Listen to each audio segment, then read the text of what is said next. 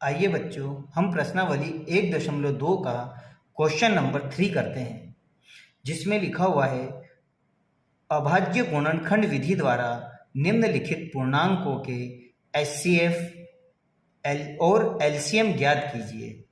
इस क्वेश्चन के अंतर्गत आपके पास में 3 सवाल दिए हुए हैं, जिसमें मुझे एचसीएफ और एलसीएम ज्ञात करना है।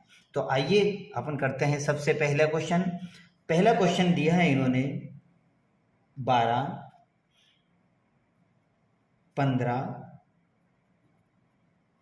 और 21 का मुझे एचसीएफ और एलसीएम निकालना है। तो मैं सबसे पहले 12 के फैक्टर कर लेता हूं। 12 के फैक्टर 2 से, 2 × 12, 2 × 3 = 6 और 3 × 1 = 3। उसी तरह से मैं 15 के फैक्टर करूंगा, 3 से जाएगा, 3 × 5 = 15 और 5 × 1 = 5। 21 के मैं फैक्टर कर लेता हूँ, 3 × 7 = 21 और 7 × 1 = 7।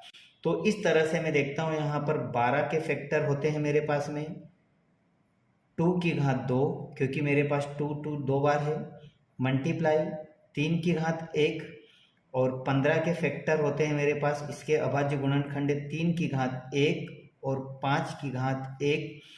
उसी तरह से 21 के मेरे पास में गुणनखंड है 3 की घात 1 और 7 की घात 1।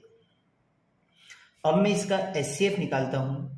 तो एचसीएफ का नियम क्या कहता है? एचसीएफ का नियम कहता है कि अभाज्य गुणनखंड की सबसे छोटी घातों का गुणनफल।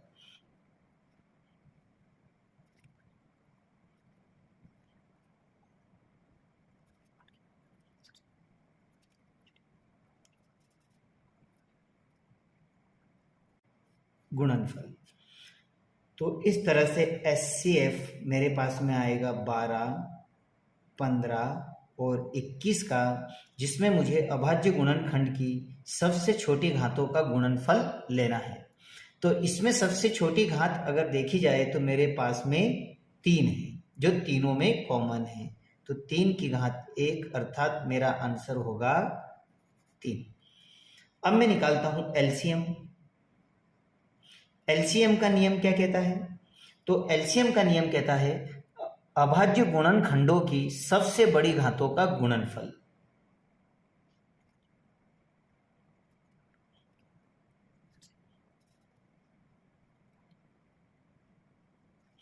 तो सबसे बड़ी घातों का गुणनफल मेरे पास में क्या है? तो एलसीएम है मेरे पास में 12, 15 और 21 का एलसीएम होगा।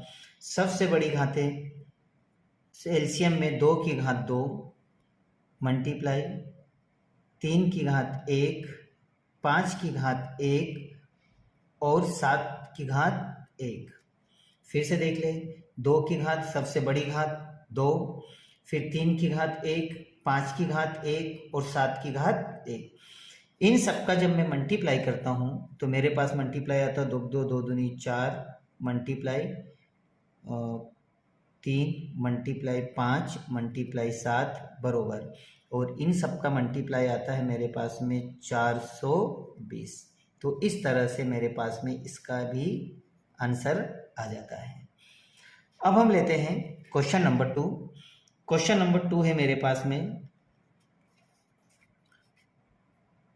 17, 23 और 29 का एचसीएफ और एलसीएम मुझे ज्ञात करना है। तो इसका एलसीएम और एचसीएफ निकालने के लिए सबसे पहले मैं 17 के फैक्टर, 23 के फैक्टर और 29 के, तो ये तीनों ही अभाज्य संख्याएं हैं जो खुद से खुद को ही फैक्टर करती है। तो इसके कोई गुणनखंड नहीं है, क्योंकि ये खुद ही एक अभाज्य गुणनखंडों के रूप में है। तो इस तरह से मेरे पास में 17 का फैक्टर खुद 17 हो जाएगा, 23 का 23 हो जाएगा और 29 का मेरे पास में 29 हो जाएगा। हाँ, इसमें कॉमन 1 मल्टीप्लाई 1 हो सकता है। अब मुझे निकालना है इसका एचसीएफ। तो मैं लिखूंगा यहाँ एचसीएफ। एचसीएफ का मेरा नियम क्या कहता है? 17, 23 और 29। तो एचसीएफ का मेरा नियम कहता है अभाज्य गुणनखंड की सबसे छोटी घातों का गुणनफल। तो इसमें सबसे छोटी घात मेरे पास में है 1। तो मेरा HCF क्या आ जाएगा यहाँ पर 1। ये मेरा आंसर आया। अब मैं निकाल लेता हूं इसका LCM। तो LCM होगा मेरे पास में LCM 17, 23 और 29। इसका LCM होगा मेरे पास में, नियम क्या है इसका?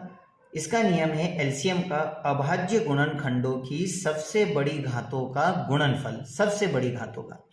तो इसमें मेरे पास में सबसे बड़ी घात में 7, 23 और 29 दोनों हैं। तो मैं लिखूंगा 7 मल्टीप्लाई 23 मल्टीप्लाई 29, और इन सब का जब मैं मल्टीप्लाई करूंगा तो मेरे पास में इसका मल्टीप्लाई आएगा 11, 33, 9, और यही आपका आंसर है। तो ये हुआ हमारा क्वेश्चन नंबर 2। अब हम देखते हैं क्वेश्चन नंबर 3।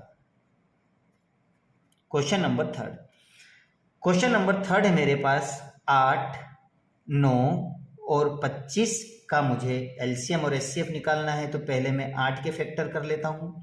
8 के 2 चौक 8, फिर जाता है 2 से 2 दूनी 4 और 2 एकम 2। उसी तरह से 9 के, तो 9 के 3 6 3 3 9 और 3 एकम 3, फिर मैं देता हूं 25 से, तो 25 25 और 5 एकम 5। तो मेरे पास में 8 के फैक्टर होते हैं। 8 के फैक्टर 1 2 3, 2 3 बार है, तो 2 की घात 3। उसी तरह से 9 के, तो 9 के फैक्टर 3 मेरे पास 2 है, तो 3 2 बार हो गया। और 5 के, तो 5 मेरे पास में 2 बार है, तो 5 की घात 2। अब मैं इसका LCM और HCF निकालता हूं। तो इसे यहां देखें सवाल को, तो यहां पर मेरे पास में HCF 8, 9 और 5 का। तो मेरा HCF का नियम क्या कहता है? HCF का नियम कहता है मेरा कि अभाज्य गुणनखंड की सबसे छोटी घातों का गुणनफल। तो इसमें अभाज्य संख्या की सबसे छोटी घात अगर देखी जाए तो यहाँ पर कोई मैच नहीं खा रही है, इसलिए मैं इसमें मल्टीप्लाई 1 या मल्टीप्लाई 1 कर सकता हूँ। तो इसका कॉमन HCF कॉमन क्या हो गया? 1 हो जाएगा। अब मैं निकाल लेता हूँ LCM 8, 9 और 5 का। तो मेरा नियम क्या कहता है? मेरा नियम LCM का कहता है अभाज्य गुणनखंडों की सबसे बड़ी घातों का गुणनफल। तो इसमें सबसे बड़ी घातें मेरे पास में है 2 की घात 3 गुणित 3 की घात 2 गुणित 5 की घात 2। अब मैं जब इनका मल्टीप्लाई करता हूं तो मल्टीप्लाई 2 2 2 4 4 4 4 दूनी 8, मल्टीप्लाई 3 3 6 3 3 9 और 5 25। और इनका जब मल्टीप्लाई होता है तो इनका मल्टीप्लाई हो जाएगा मेरे पास 1800। ये मेरा आंसर हुआ। तो इस तरह से इस क्वेश्चन का हमने तीनों सवाल कर लिए। ये पहला सवाल, ये दूसरा सवाल और ये तीसरा सवाल। तो